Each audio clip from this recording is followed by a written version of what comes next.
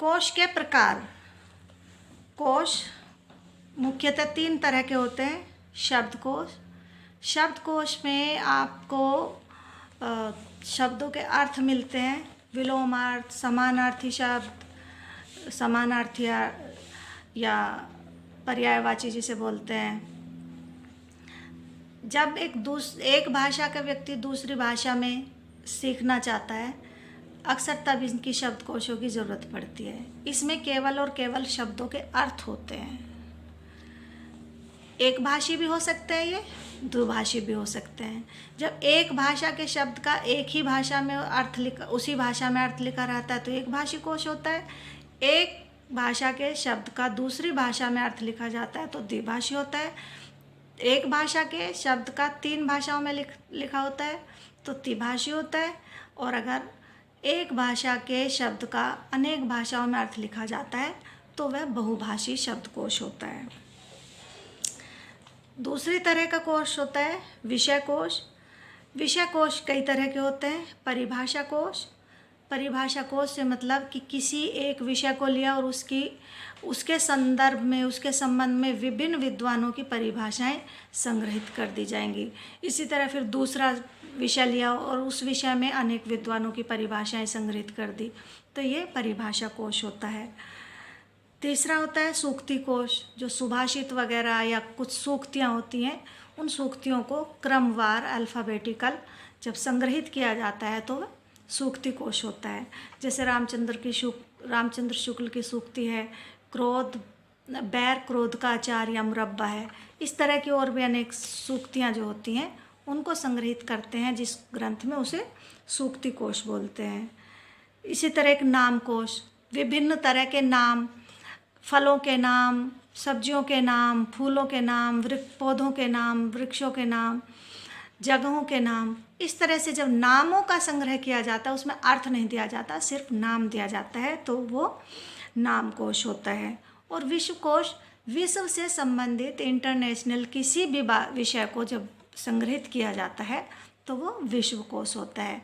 दूसरे देशों की संस्कृति ली जा सकती है, भाषा ली जा सकती है, यानी कोई भी देश विदेश की जानकारियों को जब संग्रहित किया जाता है तो वो विश्व कोश होता है। तीसरा कोश होता है अन्य कोश। प्रयोग कोश, मुहावरा कोश, लोकोक्ति कोश, यानी कि मुहावरे, अब हम पढ़ना चाहते हैं मुहावरे, देखना चाहते हैं कितने मुहावरे हैं, तो पूरे के पूरे मुहावरे अर्थ सहित जब एक ग्रंथ में संग्रहित होंगे तो मुहावरा कोश। लोकोक्ति यानी कहावतें, जैसे अब पछताए होत क्या जब चिड़िया चुग गई खेत, ये लोकोक्ति है। और दांत खट्टे होना, 9 2 11 होना, जिसमें बाद में ना आता है, वो मुहावरा होते हैं। तो मुहावरा कोश, लोकोक्ति कोश आदि अन्य कोश होते हैं। अब हम आते हैं एक भाषी कोश पर। एक भाषी कोश वे होते हैं जिसमें एक भाषा के शब्द का अर्थ उसी भाषा में दिया जाता है। ये अनेक तरह के हो सकते हैं जो एक भाषी कोश होते हैं। उपसर्ग कोश, जैसे सारा पूरे के पूरे ग्रंथ में उपसर्ग ही लिख डाले। जो उपसर्ग होते हैं वे शब्द के पहले लगते हैं, जैसे पठित, अपठित, तो उसमें आ उपसर्ग लगा शब्द से पहले। पाठक, इसमें पाठ में अक उपसर्ग, अब पाठ में अक प्रत्यय लगा, तो उपसर्ग कोश, प्रत्यय कोश, धातु कोश, धातु कहते हैं वर्ब को, क्रिया को, तो क्रियाओं का ही पूरा ग्रंथ बना दिया जाए तो धातु कोश। मुहावरा कोश, पर्याय कोश, जिसमें एक एक शब्द के पर्यायवाची कोश लिखे गए हों, वह पर्यायवाची कोश, पर्याय कोश। विलोम कोश, अंतरकथा कोश, ये एक भाषी कोश अनेक तरह के हो सकते हैं। यानी कि जो हमने विषय कोश, अन्य कोश, शब्द कोश बताए थे, उनको अगर एक ही भाषा में लिखते हैं तो एक भाषी कोश, और अगर 2 भाषाओं में लिखते हैं तो द्विभाषी कोश। एक भाषी कोश द्विभाषी कोश की तुलना में प्रविष्टियाँ ज़्यादा रखी जाती हैं, यानी कि जो द्विभाषी कोश होता है उसमें केवल वही प्रविष्टियाँ रखी जाती हैं जिनको एक व्यक्ति को दूसरी भाषा को सीखने में ज़रूरत पड़ती है। आप हिंदी जानते हैं और आपको अंग्रेजी सीखनी है तो आपको द्विभाषिक कोश चाहिए होगा, और उसमें वही प्रविष्टि डाली जाएंगी जो दूसरी भाषा सीखने के लिए बहुत ज़रूरी होती हैं। द्विभाषिक कोश में जो अर्थ दिए जाता है वे अभिधा अर्थ दिए जाता है, यानी कि जो मुख्य अर्थ दिए होते हैं सिर्फ वही अर्थ उसमें लिए जाते हैं। लेकिन जो एक भाषिक कोश होते हैं उसमें व्यंजना से और लक्षणा से जो अर्थ लिए जाते हैं, जो हमने पढ़ाया था आपको, अभिधा शब्द शक्ति और लक्षणा शब्द शक्ति, व्यंजना शब्द शक्ति। तो अभिधा से यानी कि जो लोक प्रचलित अर्थ होते हैं द्विभाषिक कोश में वही दिए जाते हैं, जबकि एक भाषिक कोश में जो लक्षणा से अर्थ लिए जाते हैं और जो व्यंजना से अर्थ लिए जाते हैं वे भी दिए जाते हैं। जैसे महल, जब महल का नाम लिया जाता है तो महल सिर्फ एक बिल्डिंग नहीं होती, व्यंजना से उसका अर्थ ऐश्वर्य में रहने वाले लोगों का भी लिया जाता है। बुद्धिमान और मूर्ख, इनका जब व्यंग्यार्थ लिया जाता है तो हम ये भी कहते हैं तुम बड़े बुद्धिमान हो, बना बनाया काम बिगाड़ आए। तो अगर कोई बना बनाया काम बिगाड़ता है तो वो बुद्धिमान नहीं हो सकता। हम मूर्खता के लिए भी बुद्धिमान शब्द का प्रयोग कर रहे हैं, लेकिन ये क्या है, व्यंजना से अर्थ लिया गया है, जबकि इसका अभिधा से अर्थ होता है सिर्फ बुद्धिमान। तो जो द्विभाषिक कोश होते हैं उनमें सिर्फ मुख्य अर्थ लिया जाएगा, जैसे बुद्धिमान से बुद्धिमान, या महल से सिर्फ एक बिल्डिंग। पर व्यंजना से अर्थ जो लिया जाएगा वो महल का अर्थ बड़े भोग विलास में रहने वाले लोगों से भी लिया जाएगा और बुद्धिमान का मूर्ख से भी लिया जा सकता है। तो एक भाषिक कोश में व्यंजना के और लक्षणा के अर्थ भी दिए जाते हैं। तीसरा, जो एक भाषिक कोश होते हैं उसमें संदर्भ के अर्थ भी देते हैं। संदर्भ अर्थ से तात्पर्य है, जैसे एक बड़ा शब्द हमने बोला तो बड़ा तीन अर्थों में लिया जा सकता है। एक तो लंबाई में, ये लड़का बड़ा है, ये छोटा है, यानी कि लंबाई उससे देखा तो जो छोटा कद में है वो लंबाई हमने देखी, तो वहाँ भी बड़ा लिया जाता है। एक भाषिक कोश में तीनों संदर्भ दिए जाएंगे। तीसरा, लंबा चौड़ा, एक खेत है तो उसका लंबाई और चौड़ाई दो चीज़ों में बड़ा देखा जाएगा, उसकी लंबाई चौड़ाई नापी जाएगी, ऊंचाई नहीं नापी जाएगी। हाँ, जो मैंने अभी बताया लड़के में, उसकी ऊंचाई, केवल ऊंचाई नापी गई, खेत में लंबाई और चौड़ाई नापी गई। जबकि एक बड़ा घर, अगर हम बोलेंगे कि बहुत बड़ा घर है तो बड़े घर में लंबाई, चौड़ाई और ऊंचाई तीनों नापी जाएगी। तो बड़े के तीनों संदर्भ एक भाषिक कोश में दिया जाएगा, जबकि द्विभाषिक कोश में ऐसा नहीं दिया जाएगा। एक भाषिक कोश में प्रचलित शब्द भी दिए जाते हैं और अप्रचलित शब्द भी दिए जाते हैं, लेकिन जो द्विभाषिक कोश होता है उसमें सिर्फ और सिर्फ प्रचलित शब्द ही दिए जाते हैं। द्विभाषिक शब्द में केवल और केवल मानक शब्द दिए जाते हैं, जो जैसे हमने पढ़े, हमारी हिंदी है तो हिंदी में एक मानक भाषा है जो हिंदी जिसे हम पुस्तकों में पढ़ते हैं, लेकिन एक जो हमारी हिंदी की 18 बोलियां हैं उन्हें मानक भाषा में नहीं लिया जाता। तो जो एक भाषिक कोश होते हैं उसमें मानक भाषा का शब्द भी लिया जाता है और क्षेत्रीय अर्थ भी, क्षेत्रीय बोलियों के शब्द भी लिए जाते हैं, जबकि द्विभाषिक में ऐसा नहीं की। हाँ बोलो। हाँ, मानक भाषा वो होती है जिसे प्रैक्टिकली हम देखें तो जो पढ़े लिखे लोग होते हैं वे मानक भाषा का प्रयोग करते हैं, बोलियों का प्रयोग नहीं करते। दूसरा, जो मानक भाषा के शब्द होते हैं उन्हें एक हमारी समिति होती है वो निश्चित करती है कि ये मानक भाषा है, यानी मानक भाषा की हर जगह जो वर्तनी होती है, उच्चारण होता है वो समान होता है और हर जगह वो स्वीकार्य होता है। मानक भाषा के कुछ आधार होते हैं, उस मानक भाषा हम उसी को बनाते हैं जो बहुत बड़े भूभाग में बोली जाती हो, जिसका व्याकरण सुव्यवस्थित हो, जिसमें भावों को व्यक्त, विचारों को व्यक्त करने की पर्याप्त क्षमता वाले शब्द हों। और ये हमें पहचान होती है कि मानक जो भाषा होती है उसके अंदर अनेक बोलियां होती हैं और मानक भाषा में बड़े बड़े ग्रंथ पुराने समय से लिखे होते हैं, यानी कि ऐतिहासिकता भी होनी चाहिए उसमें। मानक भाषा के 4 गुण होते हैं, ऐतिहासिकता उसमें होनी चाहिए, यानी कि पुराने लंबे समय से वो भाषा चली आ रही हो। जीवंतता उसमें होनी चाहिए, यानी कि अभी भी साधारण बोलचाल की भाषा में जन सामान्य के यूज़ में वो भाषा आ रही हो, उसका व्याकरण स्थित हो और उसमें बड़े बड़े ग्रंथ लिखे गए हों और बड़े भूभाग में, यानी कि और जितनी भी बोलियां हैं उनसे ज़्यादा बड़े भूभाग में उसको बोला जाता रहा हो और बाकी जितनी बोलियां उसमें हैं वो सभी उसे एक मत से स्वीकार कर रही हों, कोई उसमें विवाद ना हो, यानी कि बोलियां उस भाषा को अपनी भाषा मानती हैं। हमारी हिंदी में 18 बोलियां हैं, तो जो एक भाषी कोश होता है उसमें क्षेत्रीय बोलियों के भी, जैसे हिंदी में जो बोलियां हैं हमारी 18, उनके शब्दों को भी उसमें दिया जाएगा। जैसे एक सब्जी है तोरई, उसे कहीं तुरई बोलते हैं, कहीं तोरई बोलते हैं, कहीं तोरी बोलते हैं, कहीं कुछ और भी बोलते होंगे। तो जो एक भाषी कोश होगा उसमें क्षेत्रीय सारे शब्द दिए जाएंगे, पर उसमें एक होता है कि एक बार पहले मानक शब्द लिखा, उसके आगे उसके अर्थ लिख दिए जितने भी अर्थ होते हैं, और बाद में जो शब्द होंगे स्थानीय बोलियों के उस शब्द को लिख एंट्री देंगे, उसमें प्रविष्टि करेंगे, पर उसमें लिख देंगे कि इसके लिए उस शब्द को देखें जो मानक शब्द है। उससे क्या होता है कि जो सीखने वाला है, भाषा को सीखने वाला, उसे ये पता चल जाता है कि मानक शब्द ये है।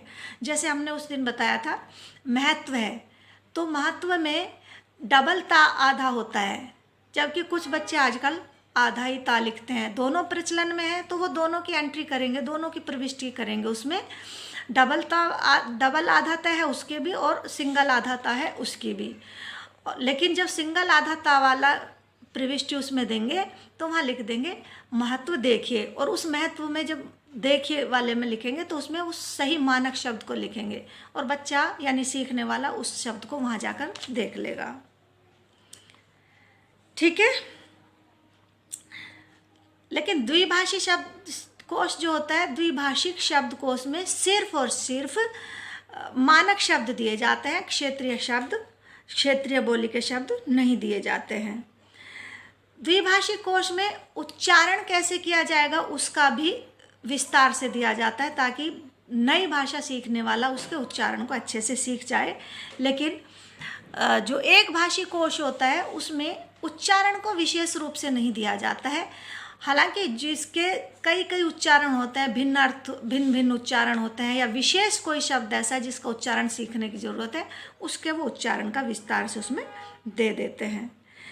एक भाषिक कोशों में व्युत्पत्ति भी दी जाती है, यानी कि इस शब्द की उत्पत्ति कहाँ से हुई। जैसे आम हमने लिखा तो आम शब्द लिखने के बाद वो उत्पत्ति देंगे अरबी से हुई है, तो उसका अर्थ साथ साथ देंगे खास, साधारण, आम आदमी यानी साधारण, उसके इस तरह से अर्थ देंगे। जबकि दूसरा आम की उत्पत्ति आम्र, जो खाने वाला आम होता है, उसकी भी उसमें देंगे आम्र।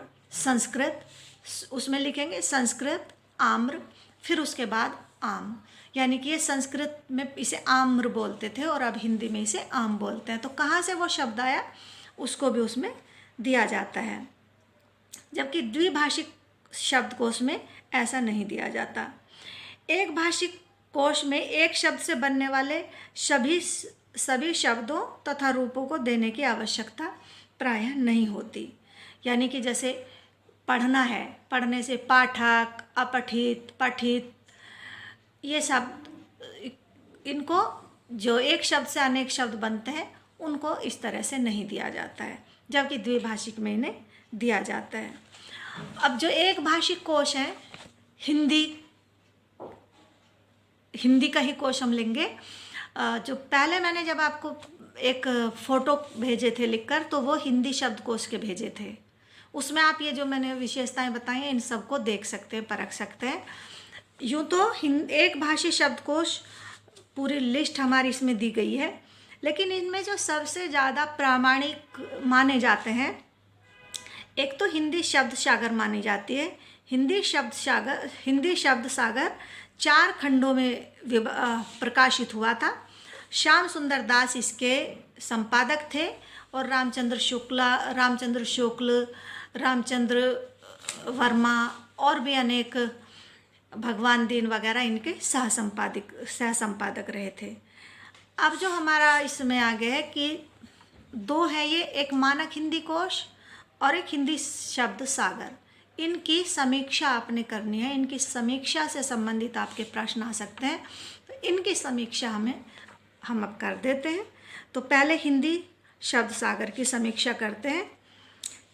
हिंदी शब्द सागर 20वीं शताब्दी के प्रारंभ में ही, जब हिंदी का विकास तेजी से बढ़ा, सामाजिक बोलचाल में भी, आर्थिक क्षेत्र में भी, वैज्ञानिक क्षेत्र में, राजनीतिक क्षेत्र में, तो तब ये इसकी अपेक्षा, इसकी ज़रूरत महसूस हुई कि हिंदी का सही शब्द अर्थ, हिंदी के शब्दों के सही अर्थ लोग पहचान लें, जान लें और सीख लें, उसके लिए एक शब्दकोश बनाना चाहिए। रामचंद्र शुक्ल की जो हिंदी साहित्य का इतिहास है वो इस हिंदी शब्द सागर की भूमिका के रूप में लिखा गया था और श्याम सुंदर दास इसके संपादक थे। इसके क्या क्या विशेषताएं हैं समीक्षा में, इसके गुण और दोष, गुण अवगुण और जो विशेषताएं उनको देख लेते हैं। इसमें पहला तो ये कि किसने इसे प्रकाशित किया था। काशी नागरी प्रचारिणी सभा ने इसको प्रकाशित कराया था और 4 भागों में ये, इसके प्रकाशन में लगभग 20 साल लगे थे। 1907 में जो योजना बनी थी 1928 में जाकर ये पूरी हुई थी और इसके प्रथम संस्करण में 93,115 शब्द थे, जबकि जो अंतिम इसका छपा था वो पहले 4 खंडों में छपा था, लेकिन जो बाद में छपा, जब इसके जो पुराने शब्द थे, यानी कि पुराने जो 4 संस्करण थे, इसमें पुराने साहित्य से शब्द लिए गए थे जो धीरे धीरे बोलचाल की भाषा से निकल गए थे और अन्य अनेक शब्द बोलचाल की भाषा में आ गए थे जिनके अर्थ भी नए नए हो गए थे। जैसे विद्युत है, बिजली। तो पहले क्या था कि पुराने साहित्य में बिजली कड़कने का जो अर्थ शब्द लिया जाएगा और फिर उसका अर्थ होगा तो वो आकाश में बिजली कड़कने का होगा। लेकिन अब धीरे धीरे जैसे बिजली का आविष्कार हुआ तो हमारे बोलचाल में भी, हमारे साहित्य में भी जो अब बिजली आएगी वो बिजली होगी जिससे हमारे बल्ब जलते हैं, पंखे जलते हैं। तो उस शब्दों का जो अर्थ बदला और शब्द नए नए जो आए, जैसे कंप्यूटर है, कंप्यूटर पुराने साहित्य में नहीं मिलेगा, स्मार्टफोन पुराने साहित्य में नहीं मिलेगा, ना बोलचाल में मिलेगा, लेकिन अब मिल रहा है। तो उन शब्दों के बढ़ने की वजह से और अर्थ बदलने की वजह से नए शब्दकोश की ज़रूरत महसूस हुई और 1975 में 65 से 75 तक 10 सालों में भारत सरकार के सहयोग से इसका बदला हुआ और संशोधित नवीन संस्करण प्रकाशित हुआ। लेकिन जो पहले 4 भागों में था अब वो 11 भागों में प्रकाशित हुआ और पहले जहाँ 93,115 शब्द थे वहीं अब 1,93,000 शब्द इसमें हो गए थे। प्रथम संस्करण के शब्दों का जो चयन हुआ था वो पुराने ग्रंथों के आधार पर हुआ था और जो नवीन संस्करण हुआ उसके शब्दों का चयन नवीन साहित्य से, नवीन साहित्य ग्रंथों के आधार पर किया गया था। एक चीज और कि हिंदी शब्द सागर के पहले कोई भी ऐसा प्रामाणिक हिंदी शब्दकोश नहीं था। अधिकांश कोश ऐसे थे जिनमें शब्द के अर्थ के रूप में उनके पर्यायवाची शब्द दे दिए गए थे, उनकी व्याख्या और उनके अंदर गहराई तक जो उनका अर्थ है उसको समझाने की कोशिश नहीं की गई थी। लेकिन जो हिंदी शब्द सागर छपा, इसमें सिर्फ पर्यायवाची नहीं दिए गए बल्कि उनके शब्दों के अर्थों की गहराई तक जाने का प्रयास किया गया था। शब्दों के जो अर्थ कोश में दिए गए हैं शब्द सागर में, वे उनमें कवि की और लेखकों की रचनाओं का उदाहरण देकर भी उनके अर्थ समझाए गए हैं। ये भी इसका एक गुण है। और अगर कहीं उन्हें ऐसा उदाहरण नहीं मिला है तो संपादकों ने अपनी ओर से वाक्य रचना करके उदाहरण दिया है ताकि जो अर्थ सीखने वाला है, हिंदी को सीखने वाला है, वो अच्छी तरह से उसके अर्थ की आत्मा तक पहुंच सके, केवल पर्यायवाची तक ना पहुँचे। जैसे मैंने कभी क्लास में बताया था कि हमारी उसमें जो गणेश जी की सवारी चूहा मानी जाती है, तो चूहे का केवल शाब्दिक अर्थ रैट देने से काम नहीं चलेगा, बल्कि उसका एक गुण होता है तेज दौड़ने वाला। इसलिए गणेश जी के जो वाहन था उसको चूहे के प्रतीकात्मक रूप में नाम दिया गया, क्योंकि गणेश जी का वाहन बहुत तेज दौड़ता था। वास्तव में वो रैट जिसे अंग्रेजी में कहते हैं, वो चूहा उनकी सवारी नहीं था। क्योंकि अगर आप देखेंगे तो एक चूहे कितना भी बड़ा हो, एक छोटे से बच्चे से भी उसका वजन कम होगा और वो उसे बैठा कर अपने ऊपर नहीं दौड़ सकता है। तो वहाँ तेज दौड़ने वाला, और तेज तभी दौड़ता है जब चूहे की तरह का नुकीला मुंह होगा, ताकि हवा को चीरते हुए आसानी से चला जाए। तो इसलिए उनके वाहन का नाम चूहा नहीं था, चूहे के आकार का वाहन था। लेकिन अगर आप आत्मा तक नहीं पहुँचते हैं शब्द के, तो उसका पर्यायवाची स्थूल रूप दे देंगे और उससे अर्थ के आत्मा तक कभी नहीं पहुँचा जा सकता। तो इन्होंने उदाहरण भी दिए।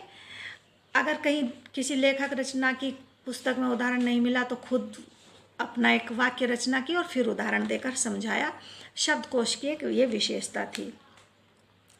इसमें यह भी ध्यान रखा गया कि एक शब्द का सूचक पर्याय दूसरे शब्द के साथ ना चला जाए, यानी कि एक शब्द का सूचक हमने लिखा और वही दूसरे अर्थ में ना चला जाए। ये स्पेशल इन्होंने विशेष रूप से ध्यान रखा। और जो एक शब्द के अर्थ होते हैं उन्हें क्रम से, कि सबसे पहले कौन सा अर्थ आना चाहिए, उस क्रम का भी इन्होंने ध्यान रखा। हालांकि एक गलती भी इनसे हो गई थी कि एक आल्हा शब्द है शब्दकोश में, और आल्हा महोबा के आल्हा और उदल चाचा भतीजे दो वीर पुरुष थे, और जब वो अपने गीत गाते थे तो वो वीर शैली में गाते थे। वीर एक छंद का नाम है।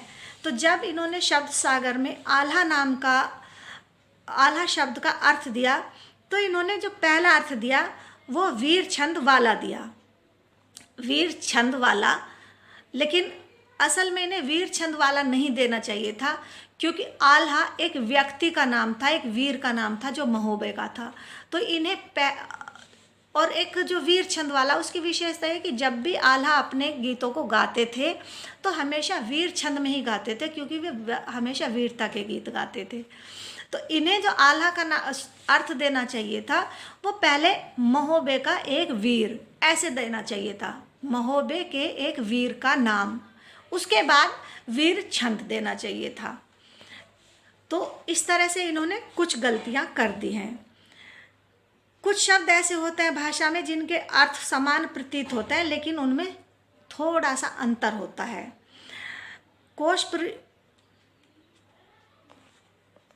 पूछो।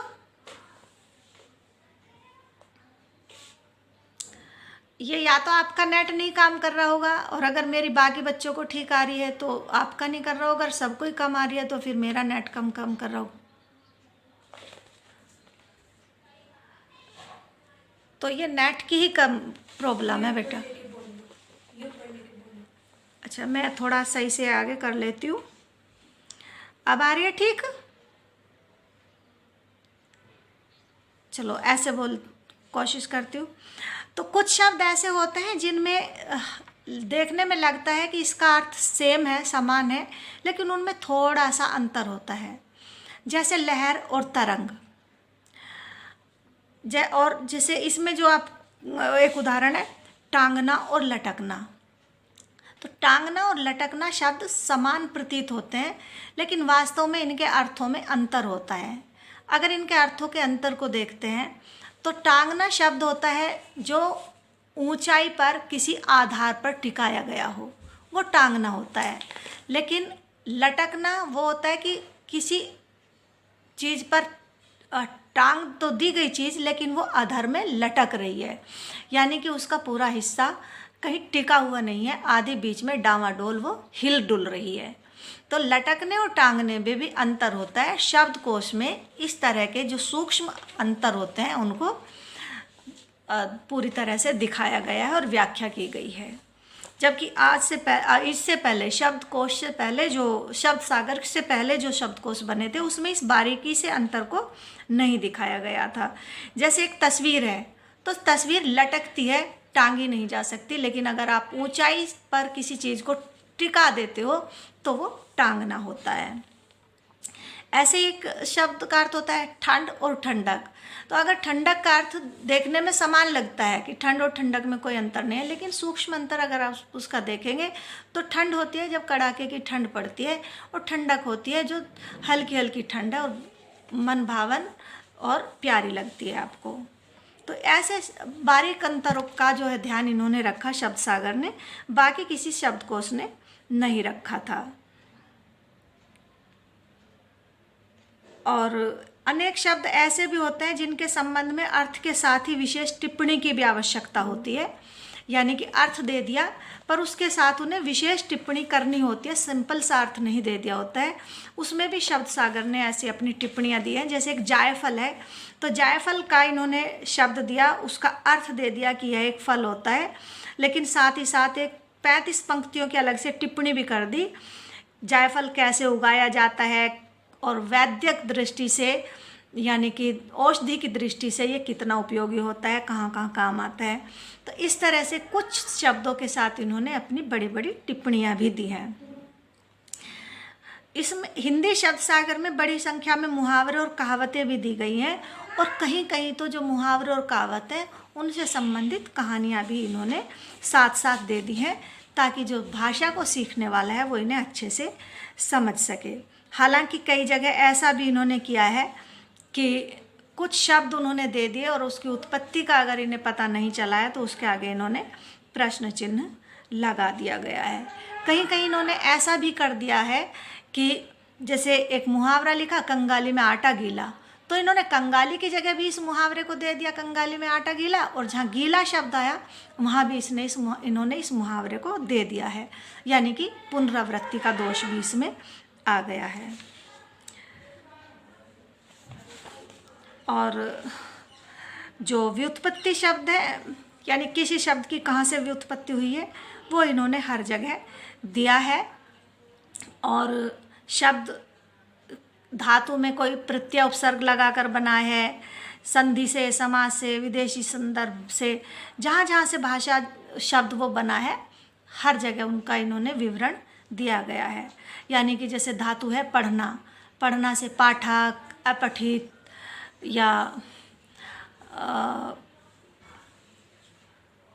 पढ़ने वाला,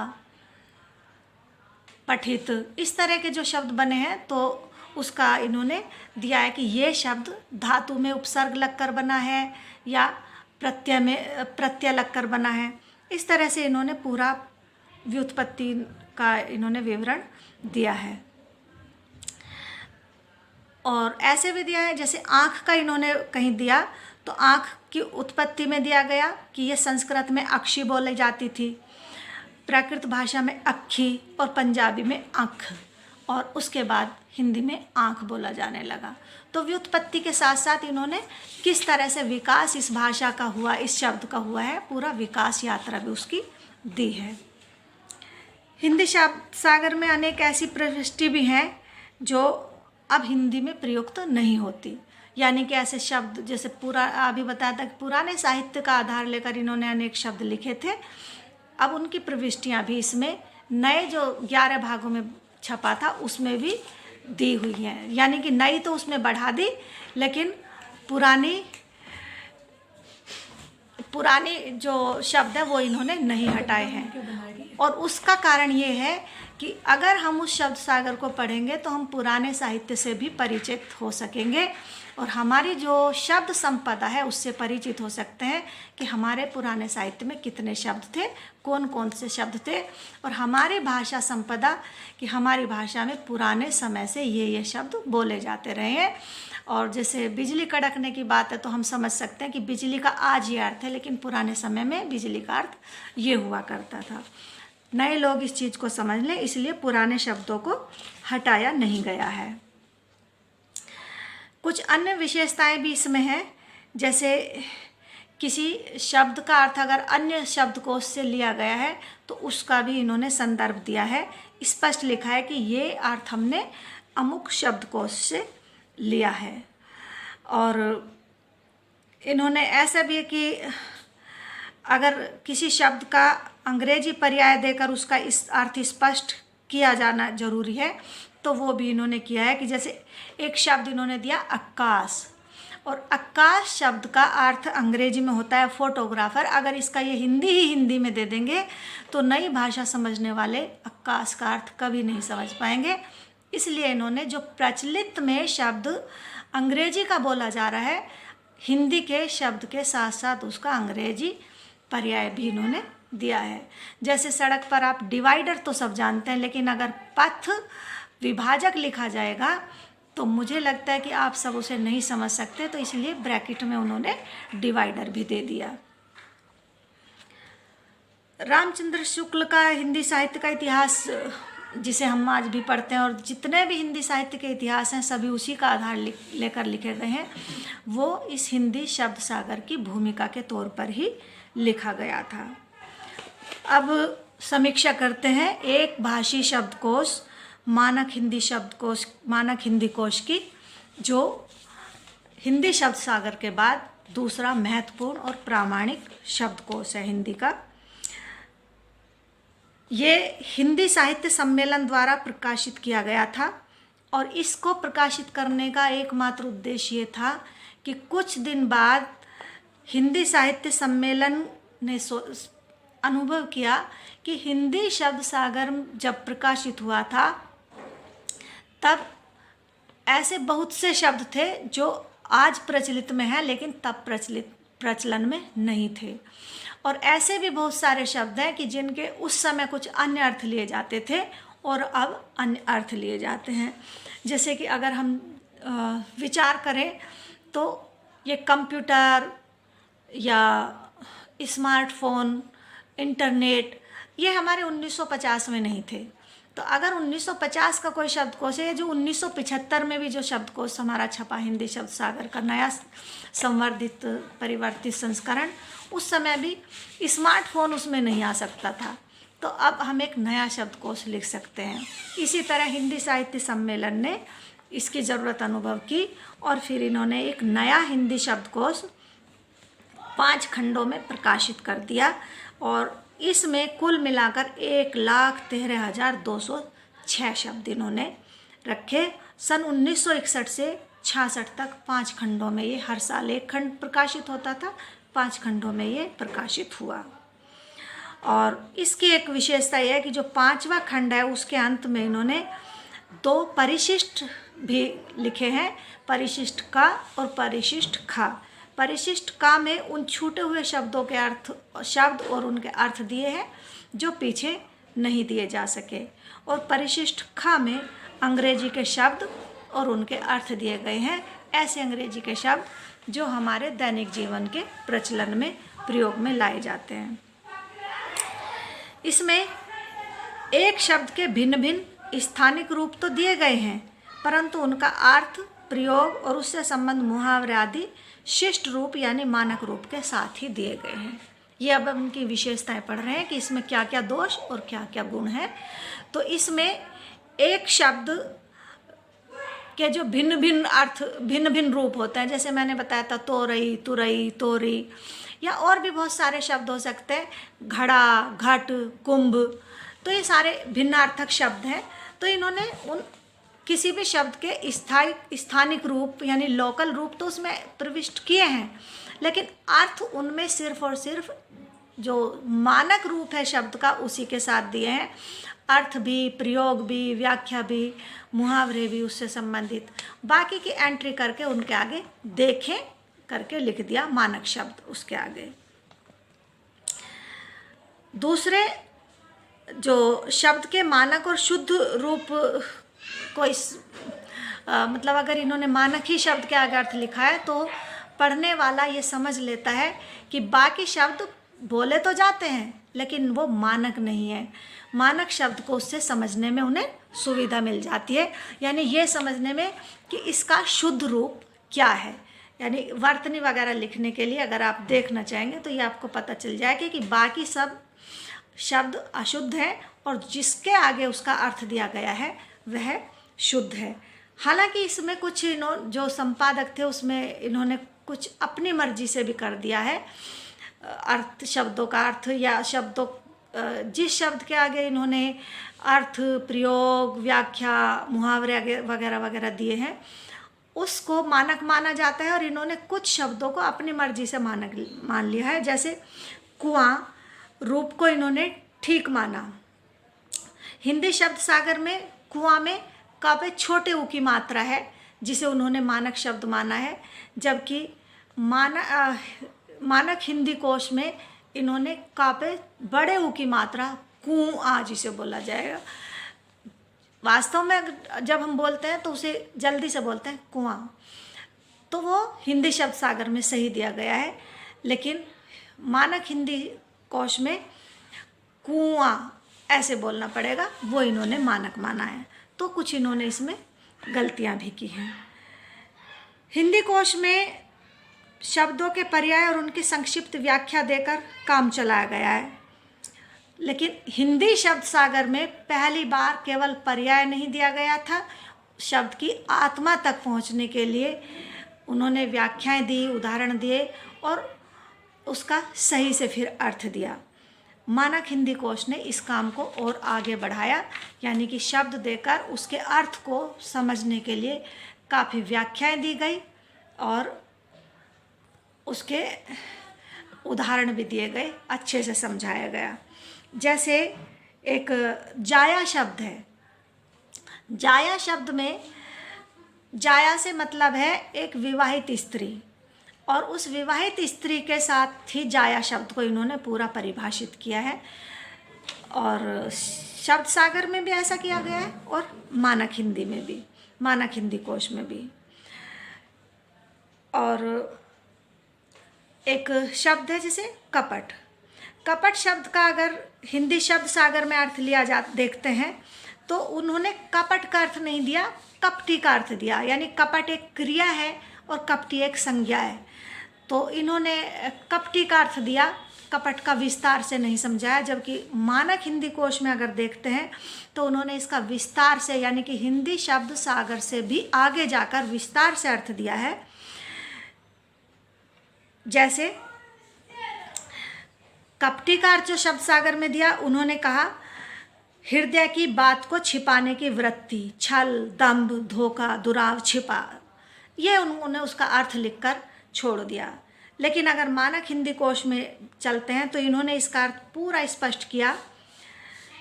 पुल्लिंग है, संस्कृत का है, और का में पट हम जोड़ते हैं तब कपट बनता है, यानी कि इन्होंने क्रिया को भी लिया।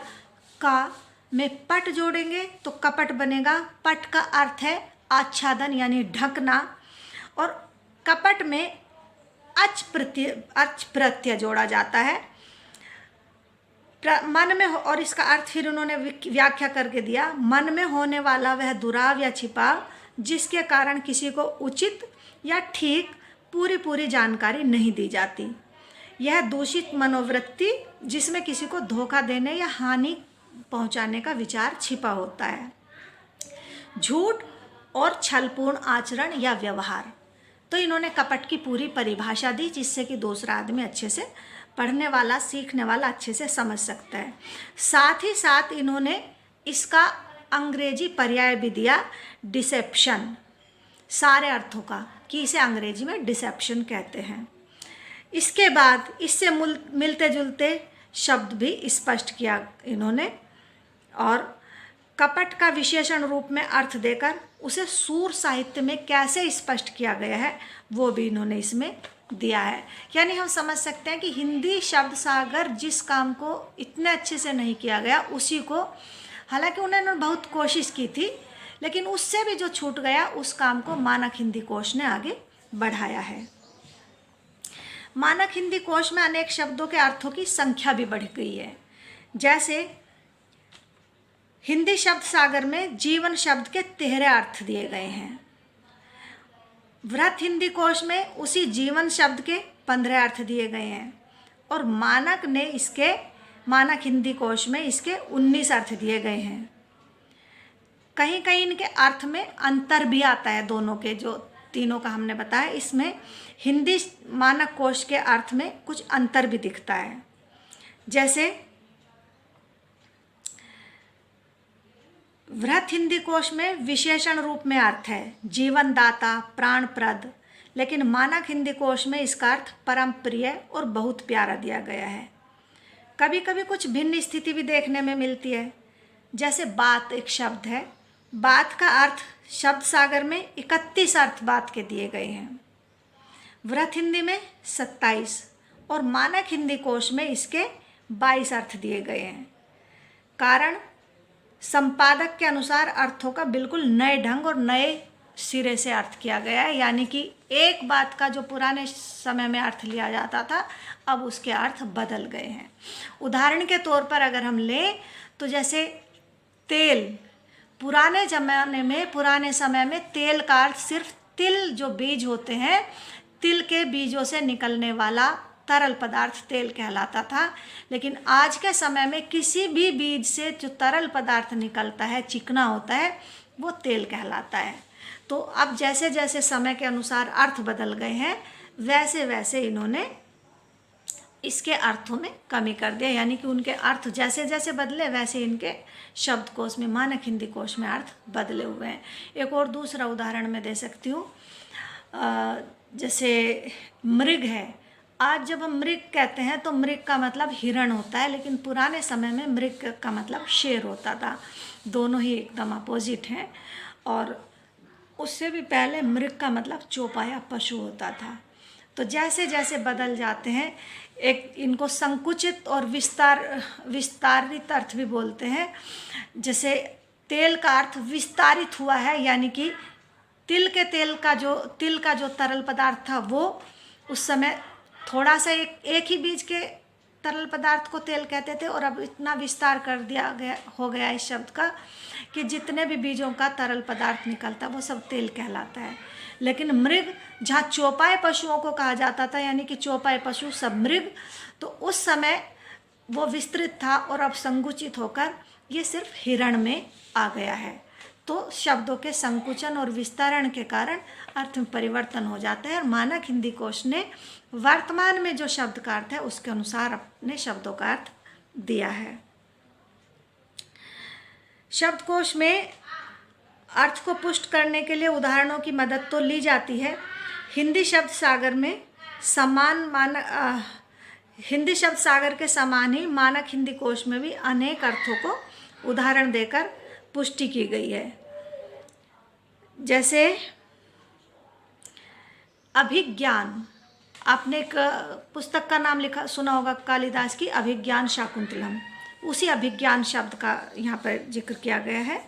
अभिज्ञान का अर्थ क्रमांक 4 के साथ संपादक उसका अंग्रेजी पर्याय भी देता है, यानी कि क्रमांक संख्या 4 में अभिज्ञान शब्द है और इसमें उसने अंग्रेजी का शब्द भी साथ साथ दिया। पहले हिंदी का दिया, अभिज्ञान एक संस्कृत का शब्द है, तो अभिज्ञान का हिंदी अर्थ दिया, पहचान कर बताना कि यह वही व्यक्ति है, ये उदाहरण दिया।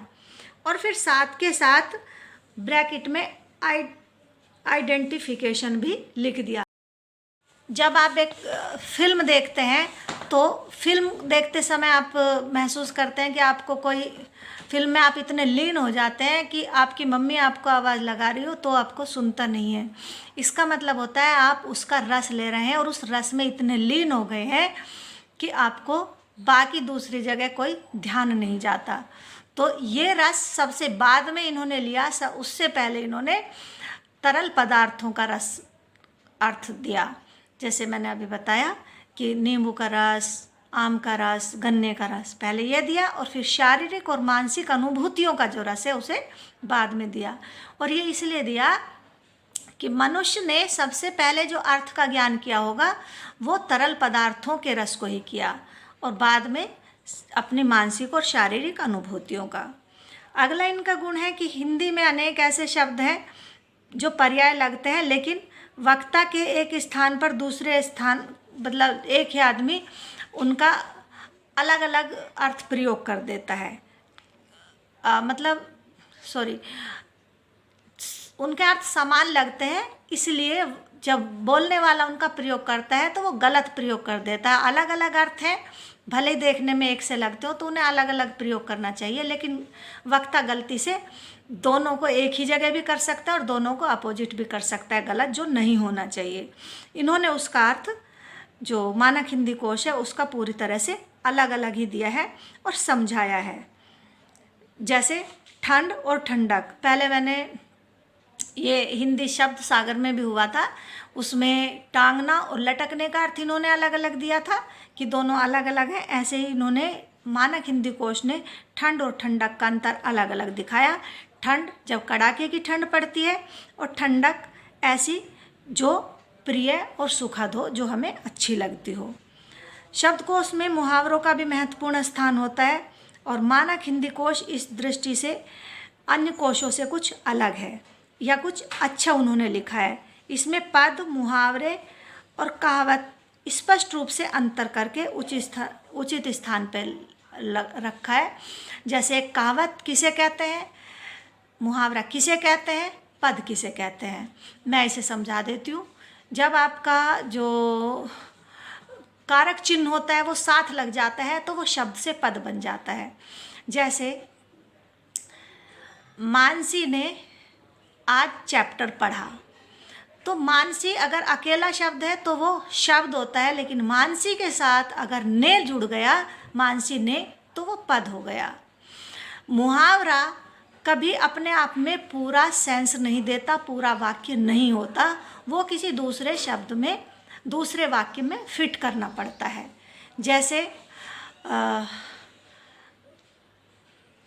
लोहे के चने चबाना, तो उसे दूसरे वाक्य में हमें प्रयोग करना पड़ेगा।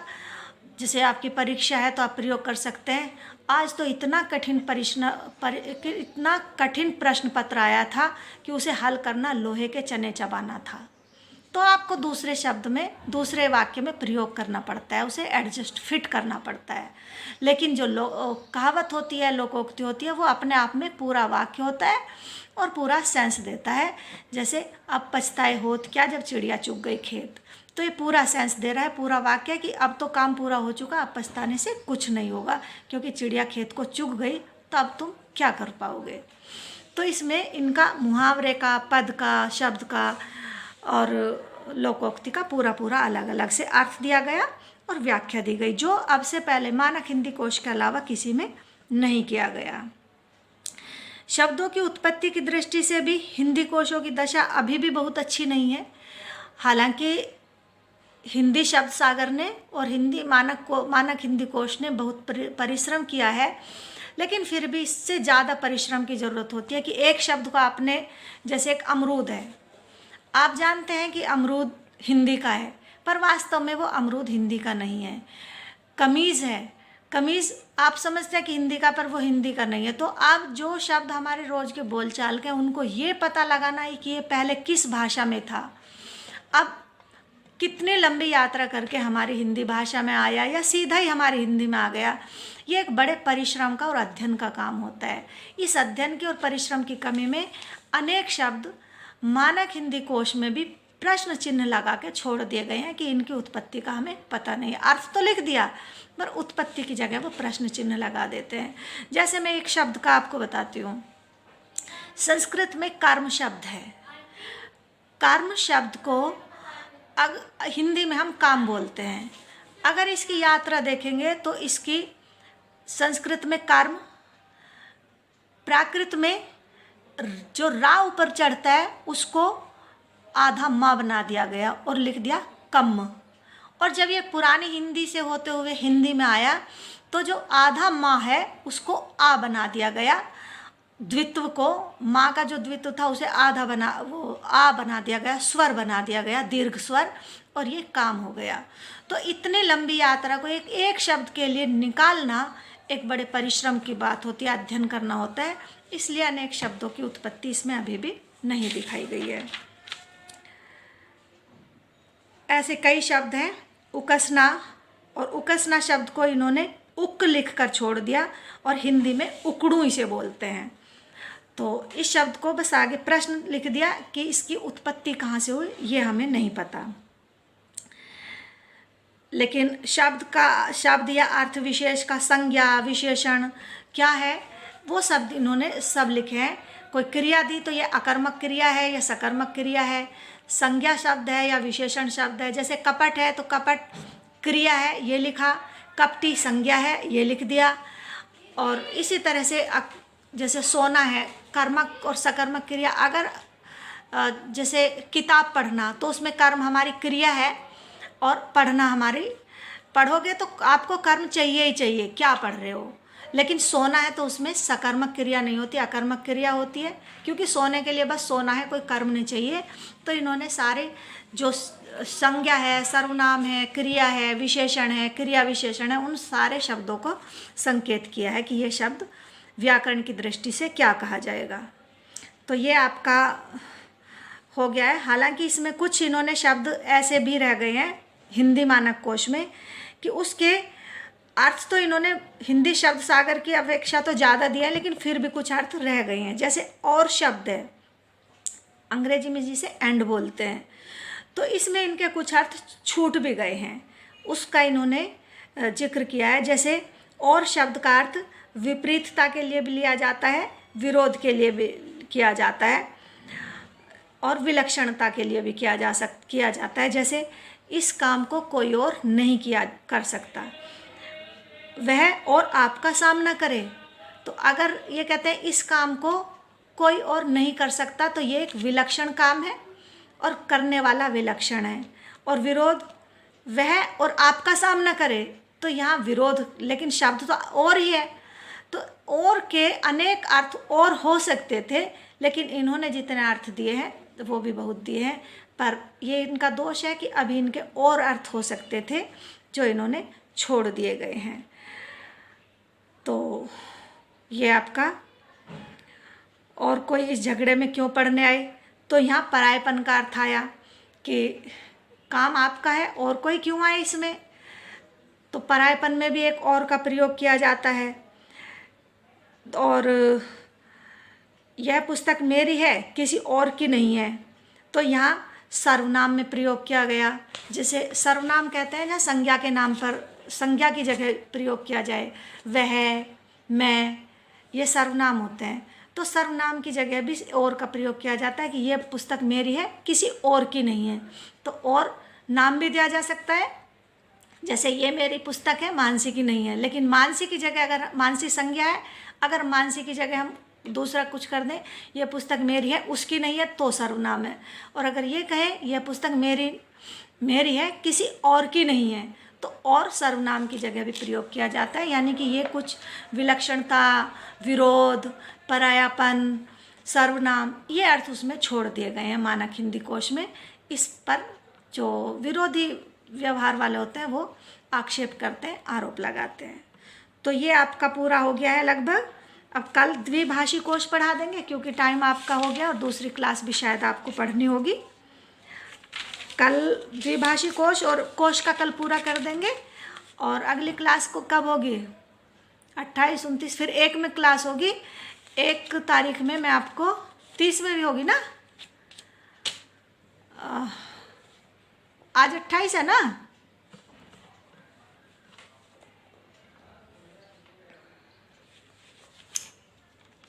कल, अच्छा, कल की क्लास में